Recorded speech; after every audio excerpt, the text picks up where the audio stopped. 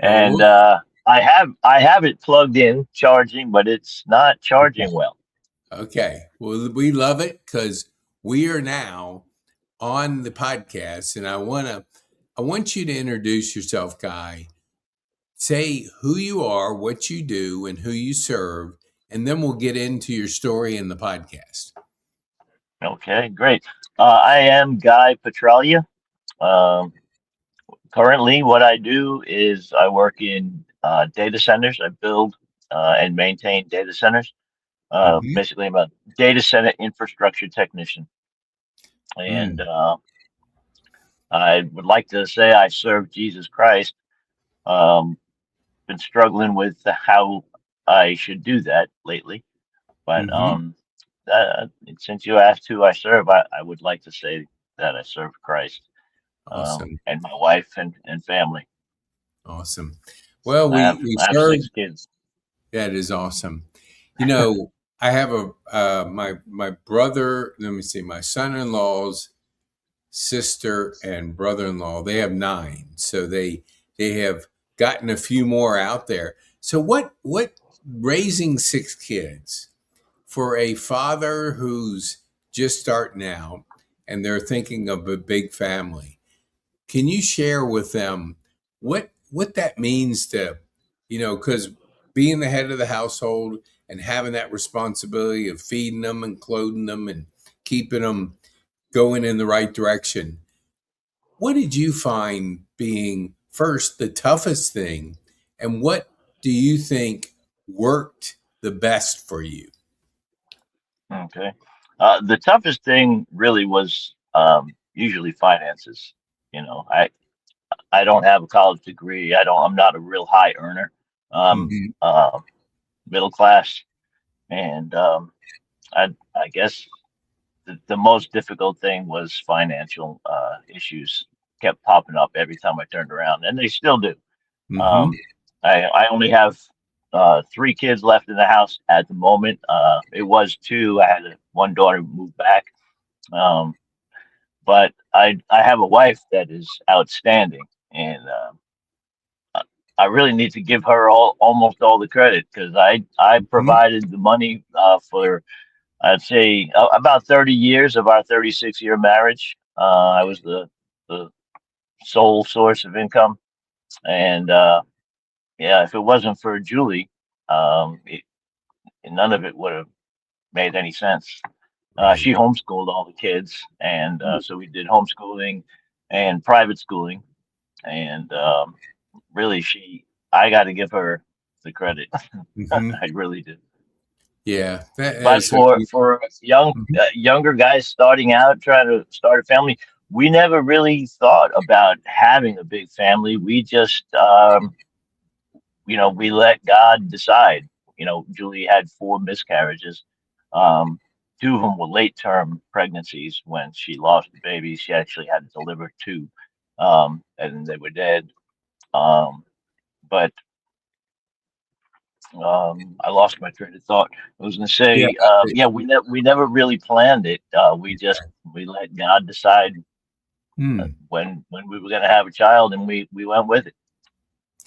I love that because I sometimes hear people will say, I don't know if I can afford kids. And, you know, to have to give up that control and have that trust that God's got our back and that we don't always have to have all the answers, but Right. when we follow him, and you just like you shared, is you didn't plan on having a big family, but obviously God thought you guys should have a big family, so Right. it happened. So tell our viewers, like, I love the trades, and data centers are certainly a hot topic in. Yes, they are. They're building a lot of them. So, what is it? What's it like in that environment right now? Because it's very much a topic that everybody knows about. Well, a lot of the sites are brand new, so they're being built from the ground up. And Okay. I was involved in a couple of those projects where literally there's nothing there but a patch of dirt on a couple of acres of land, and it literally starts from there and goes up. But I wasn't really desiring to be in that environment, so I had the opportunity to do more of a maintenance type.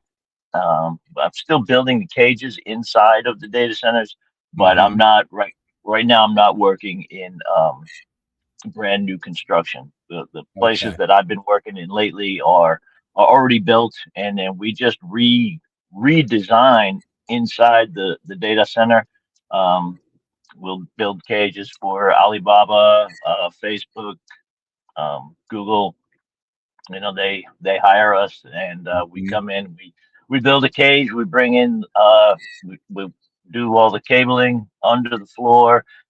We build the racks, the overhead conveyance system. Like I said, bring in the cable, splice the cable. A lot of fiber splicing. Um, yeah, it's interesting. Good. Because I did retire from AT&T back in 2021. I Okay. had 22 years with AT&T as a telco technician, as an outside plant technician, a facility technician, and Mm-hmm. a service technician. And then I wound up having four spine surgery, so I wasn't able to climb poles anymore. So AT&T took me out of the field, and they gave me a warehouse position for my last 5 years there, Mm-hmm. and then they eliminated that position. So they cut out 105 people in one cold phone call, and Yeah. that's what I was forced to retire. I did have the opportunity to stay on to go back to my position as a facility tech, which was Mm-hmm. mostly splicing copper and fiber cable, but it was in Pensacola, Florida, which I would have Mm-hmm. loved, but the family didn't want to move it at that point, so Yeah. I turned it down. And so since 2021. I did a couple of other things, but I guess in 2023 I joined the IBEW, the International Brotherhood of Electrical Workers, Mm-hmm. and that's when I started working in these data centers. Wow. What do you think is the most misunderstood thing about data centers? You're working in them. I'm on the outside. I just know what I read. But what would our viewers say is not really understood that you could share with them? Um, it's a good question, Pete. I'm not really sure how to answer that because I probably have the same concerns that everybody else has. Mm-hmm. I'm honestly not very comfortable with the whole concept of these data centers, particularly with the amount of them that are going up all over the country. Mm-hmm. You got to wonder, why do we need so many? I guess it all has to do with AI. Mm-hmm. Artificial intelligence is a tremendous thing right now. So yeah, like I said, I think I probably have the same concerns that most people have. Why do we need them? Why are there so many? They're sucking up all of our power, and they really are. They take a tremendous amount of electricity that we don't even have the infrastructure for right now. Mm-hmm. They do a lot of damage to the environment, particularly the waters. And yeah, I think the question of what do people misunderstand? I don't know. I think I have, like I said, I have the same concerns. Gotcha. Okay. Having, I know we both had a journey of addiction, and I serve over at the extension, both the men and women's. I go over there once a month, and I've done No Longer Bound and a lot of them just to give back. What could you share with our viewers that was your journey? And a little, we talked off before we came on about hope, but when you're in the middle of a storm, it's it's not the best place to be, but we storms always end. What could you share with our viewers that would be helpful on your journey, that they could get a little bit better idea of Guy? Okay. Well, my addiction issues primarily started after, oh, no, not after, before I had my first spine surgery. Like I said, my neck is fused from C3 to T2. I've got plate in the front and rods in the back of my neck, and then I Mhm. also had a lumbar surgery, but it was only a partial surgery, so I'm still needing another lumbar surgery to complete that one. Um, but it all really started before those surgeries when I was seeking help because of a lot of pain that I was in. Had Mhm. headaches for, it seemed like 10 years I had a headache every day. And I was losing sensation in my hands and fingers. Um, and it was just becoming increasingly difficult, and particularly because of the type of work that I was doing, it wasn't helping. It was making it worse, actually. And I had a car accident, and all these things attributed, and over time, um, cumulatively it led to a surgeon who said he could help me. But prior to that, I was just sent to pain management clinics, Mm. and so I was given opiates, which I took them because they worked. They really worked. I was able to go to work, which, as we stated earlier, I got 6 kids, and I was the sole breadwinner, and it was my responsibility to keep the family going. So I took the medication. It really worked. It made me feel better. It took away the pain, and unfortunately, though, as you know, you need more and more. You can't continue to just take one of those pills and get the same effect. Um, and I'm going to be honest. I mean, I did enjoy it too. It made you feel good. It gave a sense of euphoria, which helped to alleviate the pain, and you Sure. felt great. Hey, I can go to work and still feel good, and take care of what I got to take care of. But it creeps up on you, and before I knew it, I remember one day Julie took a bottle out of my drawer, my dresser drawer, and it was empty. And she said, "What is this?" I said, "It's a pill bottle." And she said, "Yeah, it's empty." And I said, "No." She said, "Well, you filled it 4 days ago, and it was 120 OxyContin. And I ate 120 of them in 4 days. So that's a problem, obviously, Yeah. extreme problem." Um, some of the people that spoke to my wife said that I probably wouldn't make it, and it's a miracle, really, that I did make it out of it.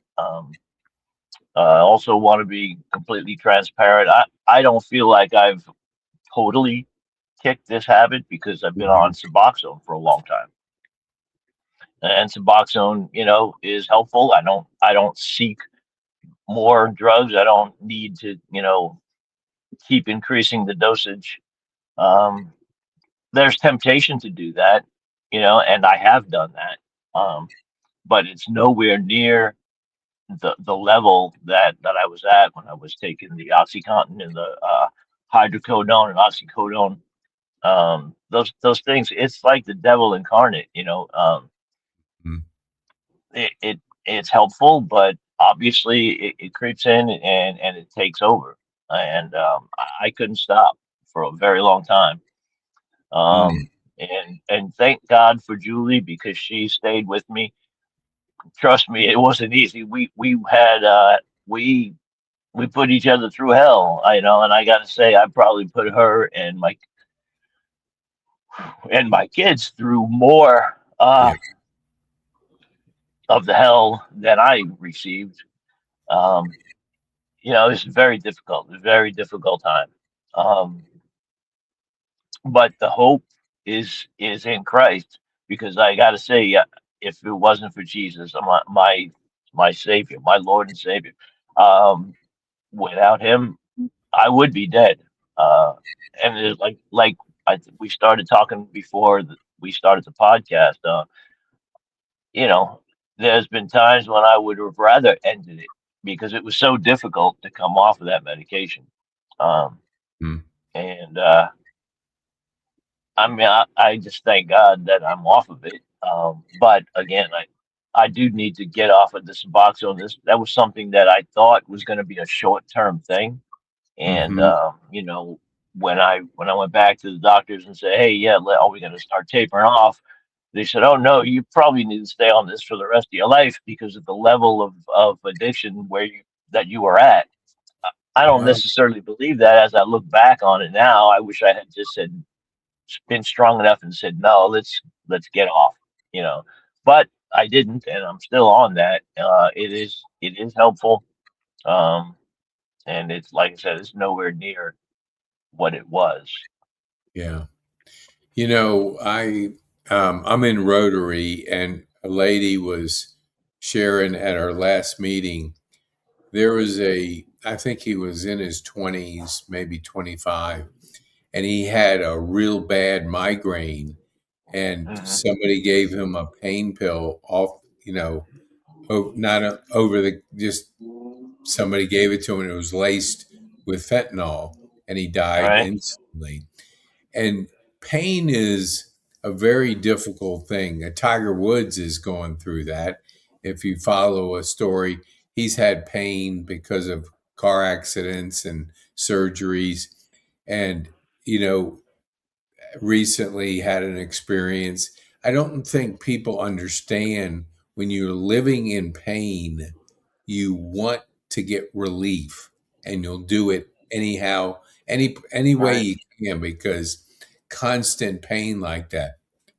What do you Yeah. hope? Go ahead. It affects every part of your life. It really does. It, it it's a depression that comes upon you. You just if you're constantly in pain, it becomes depressing. It's Hmm. debilitating. Yeah, and if you're working in an environment where you physically happen to be there, and you Right, have that, right. that's kind of even more difficult because you have to do what you have to do. What Hmm. would you like to do to help support people that are going through those difficult times and they're not seeing hope? What would you like to do to help support them? Um, I would like to say that prayer is Hmm. absolutely necessary. A lot of people that are going through this don't have the faith in Christ, Hmm. and hopefully they can find Him through this dark time because, Yeah. like I said, that's what really ultimately got me through was my faith in Christ. Hmm. But I would like to just be available to people to talk. I know there's a lot of people that don't have anybody to talk to, Yes. and eh, I think it's necessary, to have somebody available to talk to. Um, I think there's there's other stuff that's out on the market right now. It's something that my son got involved in.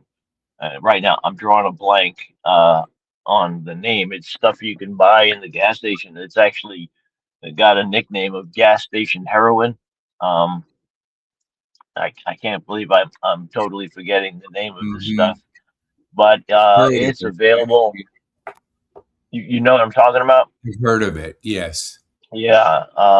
Feel Free is one of the products. It comes in a little blue bottle. Um, Kratom is the stuff that I'm referring to. Okay. It's an opiate. It's extremely addictive.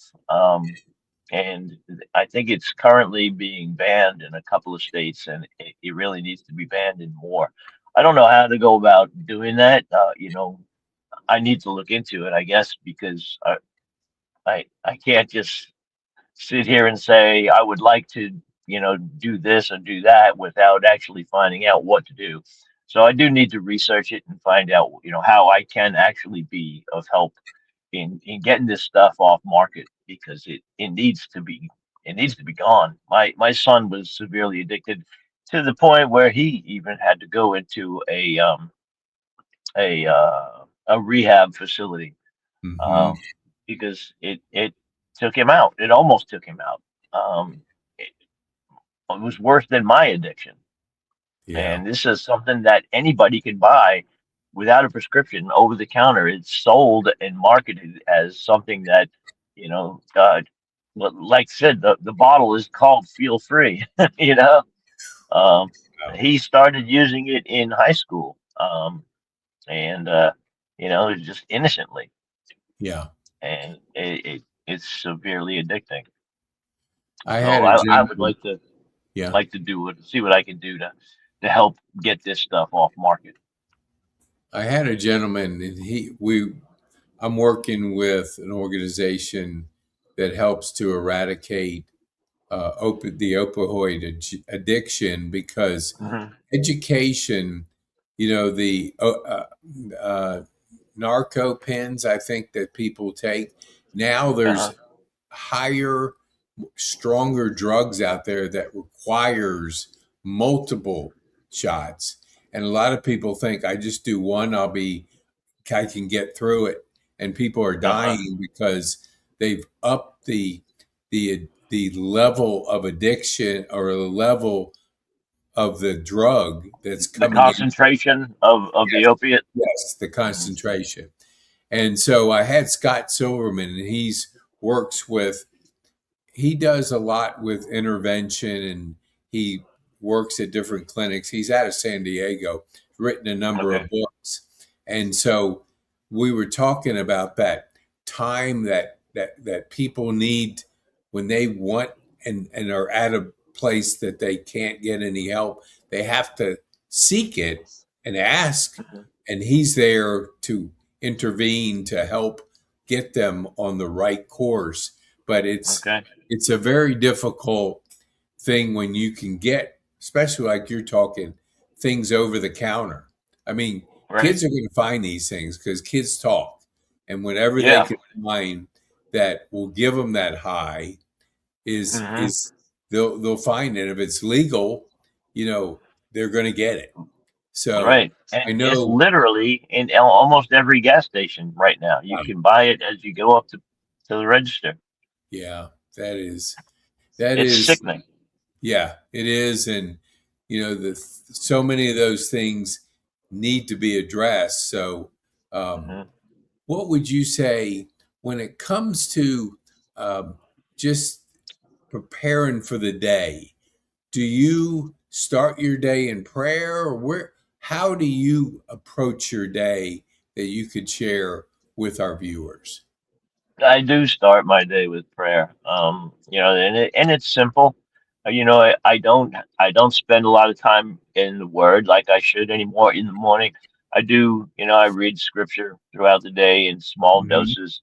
Um, as opposed to my wife, she has a specific time. She'll sit down for a long period of time with her Bible and read. And I had done that a lot in the past, but now I just, I wake up and I'm immediately thankful that I'm even here.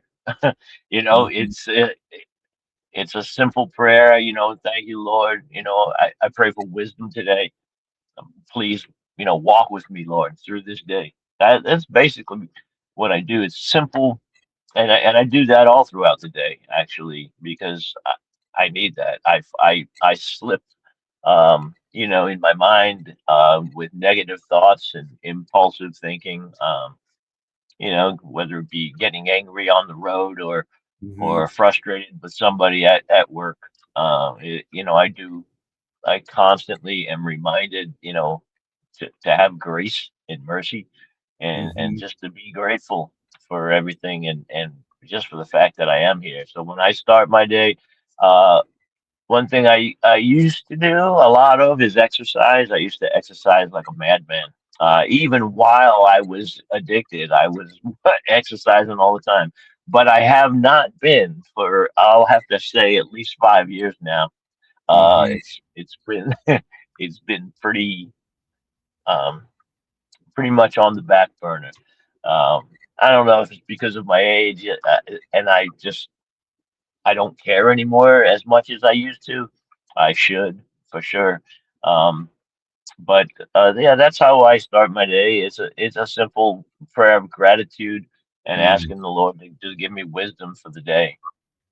I love that prayer of gratitude. How old are you? 62.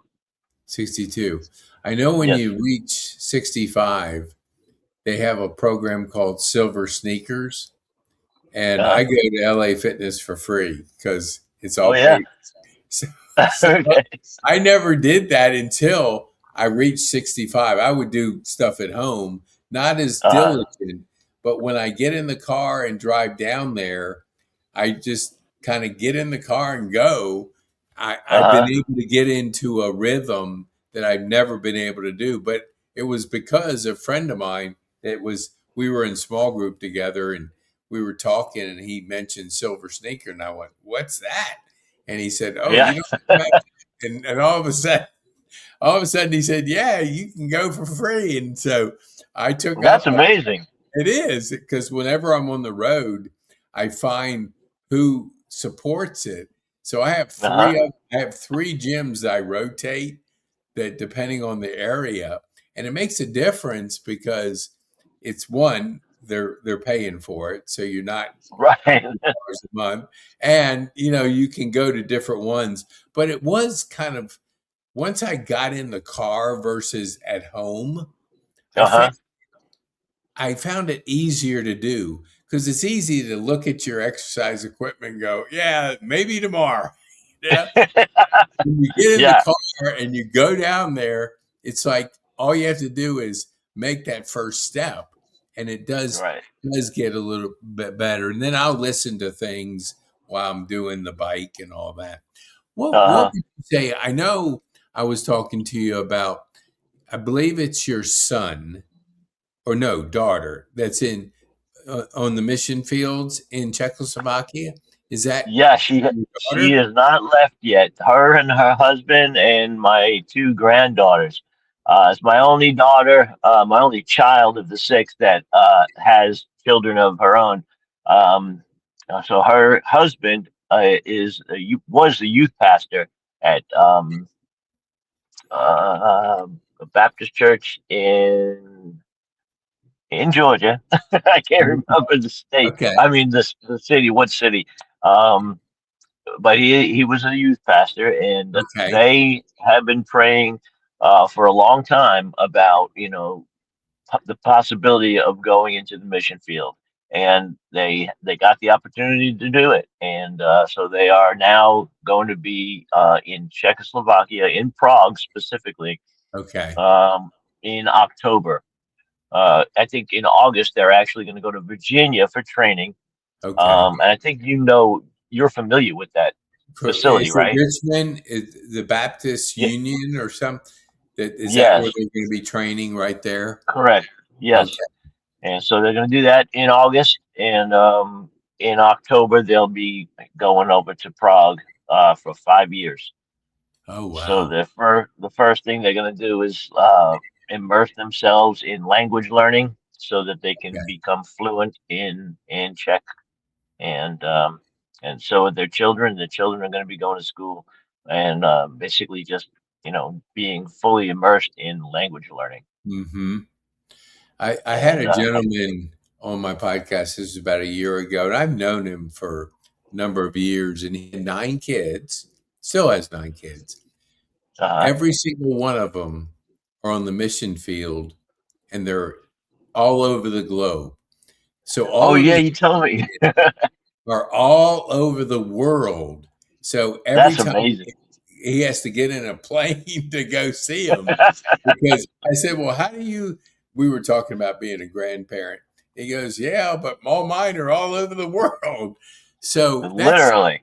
yeah, that's, I mean, and you think when you have 9 kids that you'll have some around you, but it didn't work out with him because they're all over the world. What Wow. when you have grandkids, talk to our viewers about becoming a granddad. What do they call you?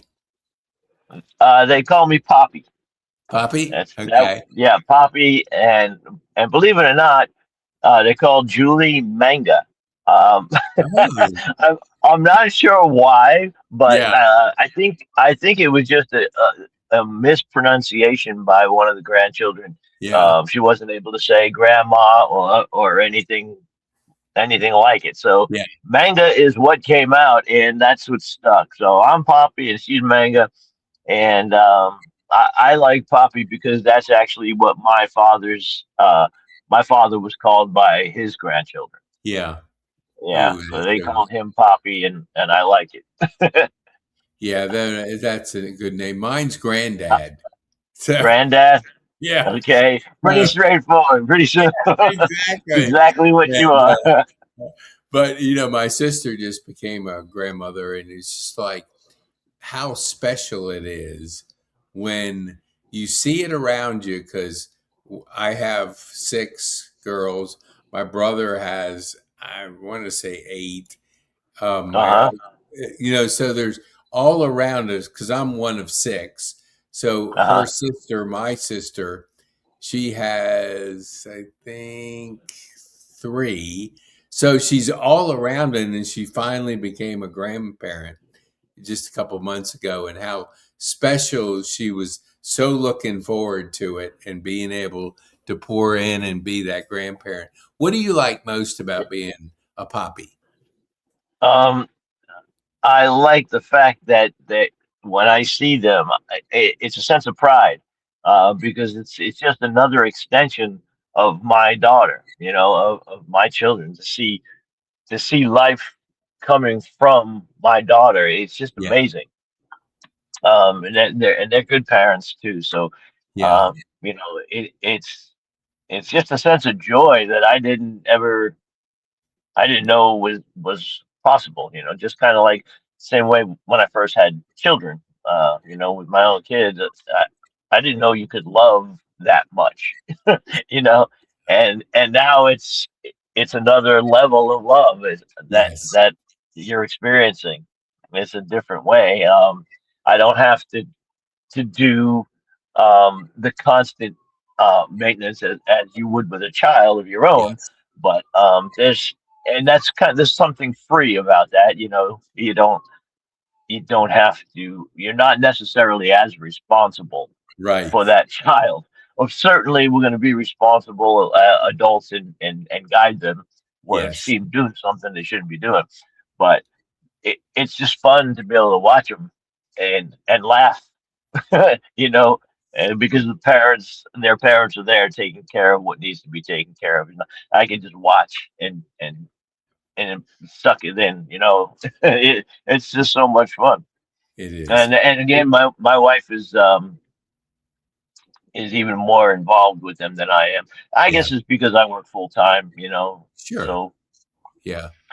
What would but could you share, like a cute story from one of your grandkids, just that for people that haven't stepped into being a grandparent, what they can look forward to? Is there anything that you can think of that, because they say the darndest thing, they have no filters and they just let it fly. Is there yeah, anything you can share with our viewers? I think there's nothing that really stands out at the moment, Yeah. as far as anything they've said. The biggest thing I'm thinking right now, though, is like for Father's Day, I got a pair of socks, tie-dyed socks that I wear proudly. I wish I had them on right now because I would definitely show them to you. Yes. My granddaughter Piper, she made a pair of socks for me and for her other grandfather. Ooh. Um, yeah, they were fantastic. That's Nice funny tie you dye said socks. socks, because I think I have maybe five or six pairs, but their pictures are on the socks. And in Uh-huh. the wintertime, when I wear those longer socks, I wear them all the time because, just like you said, it's just kind of a feeling of pride, of joy that Hmm. you have on your feet your grandkids, and in your Yeah. making it for you. That's just so Yep. special that Yeah, that and, it, they got me a shirt too. For one other occasion. yeah. Uh, it's an ice pop, and it says the best pop. And Ooh, that is I good. love it. That is Yeah, I'm so. probably not the best pop, but it's so nice to Yes, receive gifts like that from them. Oh It yes. really is. When you're I not, wish I could see more. yeah. How, do they live close by, or how often do you? They live in near Noonan. Okay, Um, okay. so, but What are their uh, ages? So what where are five, they? 5 and 3. 5 and 3. Okay. Yep. Yeah. Yeah. So, but yeah, those are the two only two I have, and those are the ones Yeah. that are going to Prague. So, Yes. We're gonna have to encourage the others. yeah, I know. Believe So, me, I've been praying. oh yeah. And it may be that guy has got to be more persuasive. I don't know. I I don't might know. have to be. Prayer is certainly the best, and Yeah. whatever else we can do to kind of encourage that that hmm that journey. But I know they, you hear people say that, and it's like, okay, we know, mom and dad, we Yeah. plan on it. And so, Right. Yeah. You can leave those little comments, but yeah, I don't think they're appreciated very yeah. much. They go, that's dad again. That's mom again. You know. Yep. When you're not working, what do you like to do for fun and entertainment? You want me to be completely honest? Yes. I think you do.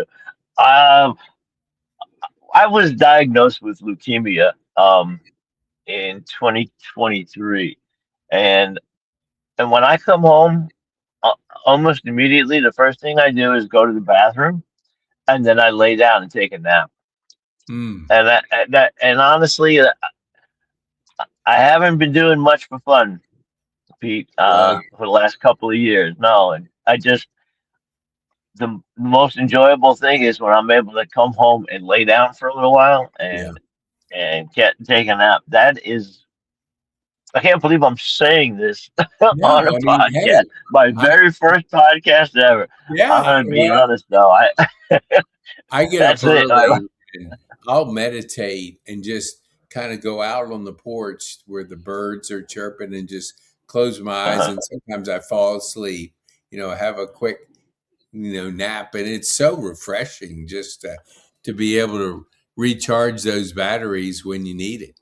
Yeah. yeah. Were you ever like hunting and fishing or anything like that in growing up?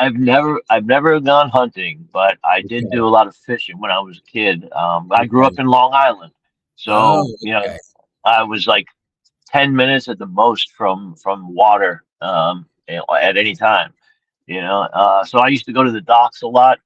Okay. In the Great South Bay in Long Island, um, Okay. and I would just sit on the dock and catch snapper fish constantly all day long it seemed, and crabs too. We would go crabbing a lot. Okay.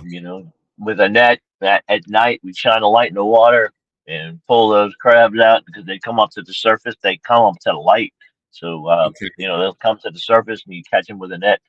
I'll never forget one time me and my buddies we caught so many crabs that we didn't know what to do with them, and it was in the middle of the summer, blazing hot, and we let them go in the street. We, like me and my buddies, we took the buckets of crabs and we let them go in the street, and we had a contest to see who could ride over them the most crabs with our bicycles. I So think the that was like entire big, town, big crabs. the Uh, town was called North Babylon in Long Island. I yeah. think the whole town smelled like dead crabs for the rest of the summer. Oh, that is great. Yeah, my one Yeah. memory of Long Island, I went to a wedding up in New York, and we got on the wrong train and we went out to Long Island by mistake. And we were Oh way yeah. it's like, oh, this isn't where we were wanting to go. We didn't know what we were doing. This is when we were on. Uh But huh. that's the only really experience with Long Island. What were you in the birth order, like in your family? I was in the middle. Had a younger sister, and Okay. I still have. My younger sister died of colon cancer. Um, I Mm. forget what year. In 20. It's oh man, it's over 10 years already. I Yeah. can't remember what year it was, but she died of colon cancer. So did my dad. But my oldest sister is still alive. She's in New York, and she's still up there. She lives with her son Okay. and her grandchildren. What brought you guys down to Georgia? Well, Julie and I, we got married in 1990. I was working as trying to become a stockbroker. Okay. I don't know if you ever heard of the movie The Wolf of Wall Street, Yeah. Oh, yeah. but yeah, Excellent. well, I worked there. I worked for Jordan Belfort. Did You you? know, yeah, not directly for Jordan. Not, there was, I got hired by him. And we spoke daily, but, I was kind of like given to another broker in the firm, Yeah. to work as his cold caller specifically. But yeah, I worked there for a year and 3 months. I think I went in there the day after Thanksgiving, 1988, for an interview, and got hired as a cold caller, and I did that for a year and 3 months while I studied to try to get the my Series 7 license. Okay. Mm-hmm. And I wound up getting Julie pregnant prior to being able to take that test, and so I panicked and I asked them if I could take the test prematurely, and they said, "No, you crazy, you won't pass." And I said, "Man, I have to. I have a situation that came up, and that's what it was. I had got Julie and I, we had gotten pregnant, and so I thought I could fix it with money, right? So Yeah. I was like, I got to take this test so I can become a stockbroker. Um, and I failed it. I got a 50 the first time without studying. And then I went back and I told the guys, I said, hey, I didn't make it. They said, yeah, we know. And so they sent me to a training class, and I wound up getting a 64 the second time. You needed a 70. Mm-hmm. And so then they sent me to another, even supposedly better training class. Mm-hmm. And I knew this material, Pete. I could have answered any question at the time, just like that. I really knew the material, Yeah. but I couldn't take the test well. I got a 64 the third time, um, even though I knew what the answers were. I just Yeah. didn't do well on the test when it came time to taking the test. So I decided to back out and give it a break, give it a rest, and I thought I was going to come back. I told Jordan and Danny Forrest and another guy named Kenny. I said, hey, I'm gonna leave and come back, and they said, don't leave, you'll never come back. And they said, if you leave, you won't make it back. We promise. Something else is going to come up. Sure enough, Julie and I decided to move to Georgia, Mm-hmm. and because her sisters were here already. So we Okay. moved to Georgia, and then 6 months later, my mother-in-law sent me the front page of Newsday saying Stratton Oakmont under investigation for manipulation and fraud. Uh, Wow. so Yeah. it's like, yeah, I can look back at it now and see God's hand of protection on me, Yeah. because I got to be honest, if I did pass that test, I would have done exactly what they were doing. Yeah. You know, at the time, I wasn't saved, and I would have done the same thing. Yeah. Um, you know, which was just churning and burning. Just buying. You know, having customers buy stock and just keep on moving them into another one, and for the Yeah. sake of commission. Yeah, it was. I knew something was wrong. I didn't know the full details Mm-hmm. of what was actually going on there, but I knew something wasn't right. I could feel it in my gut. How So accurate was the movie? Did you see the movie? I did. Yeah, Julie wouldn't watch it with me. She did not want to see it. So I watched it alone, and it was obviously it was a movie, but Yeah. it was pretty accurate. In fact, it may have even been underplayed in some ways. Hmm. You know, some of the things that went on in the office were worse than what was in the movie. Wow. Wow. Yeah. Yeah, I did. Remember it. I had a person that we did several podcasts together, and he worked in Wall Street, and you Uh-huh. know he ended up battling addiction and really almost losing his life. And now he goes out there and speaks to people about that journey. But Uh-huh. he said he was making so much money. It was like, Yeah. there was no reality to what, and Right. they were, as he told me, everybody in that environment was taking drugs. So it was like Oh, yeah. the best environment to be in, and you're making Hmm. money that you just never had made before, and you're just Right. pumping it back into whatever you can do to maintain that level, which whatever it was. But yeah, he finally got off, and now he's helping others with that journey. So I want to be That's respectful of amazing. time. I know you got dinner, and maybe you have a short nap. I didn't take one today. Oh, I did okay. not. All I did right. not take one today. I It's did. unusual. I did. I was on there outside and I was just doing my meditation. I found out Okay. all of a sudden I realized I had fallen asleep for a few minutes. So Uh-huh. if people need to get a hold of you, Guy, what would be the best way for people to get a hold of you? Um, you can email me at Okay. G.A. Petra, G for Okay. Guy, A for Anthony, Petra, part of my last name. So Mhm. G.A. Petra at att.com. I'd Awesome. be more than happy to receive an email if somebody is struggling with addiction and would like to talk. And I'm not a professional by any means, and I still have my own struggles, but I can definitely, have a lot of empathy and understanding of what you are going through if you're struggling with addiction. And I'd be Yeah, happy to do what I can. I totally agree. When you go through it, you know what somebody, and I feel the same way. It just consumes you, and it just Hmm. becomes you know, a focus of your life that's unhealthy, obviously. What would be the one thing you would want our viewers to take home from this podcast today? I would say that no temptation has overtaken you, but such as is common to man. And Mm, God, who is faithful, who will not only with that temptation, who will also provide a way of escape for you so that you can stand up against it. I believe that's Second Corinthians 10:13. And I may have misquoted it a little bit, but uh, that's what I believe. We're mm, tempted constantly.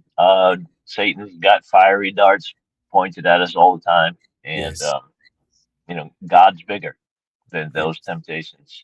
He will provide a way of escape. We have to listen. That's the thing. yes. And, So true. sometimes the voice is small. You hear no, don't do it, but you got to actually listen and say, okay, I won't do it. That's great. That's great advice. Guy, thank you so much for taking the time to be a guest on our podcast. We really appreciate you sharing and giving our viewers a little insight into your journey. Thank you, Pete. It was really fun. Like I said, this is my first time, so I'm grateful. Thank you, sir. I would say you have a career in podcasting, and I know somebody that does a lot of podcasting, so he's going to be in touch with you. Okay, Thank you, excellent. Guy. Love Appreciate love to speak with them. you. All right, Okay. brother.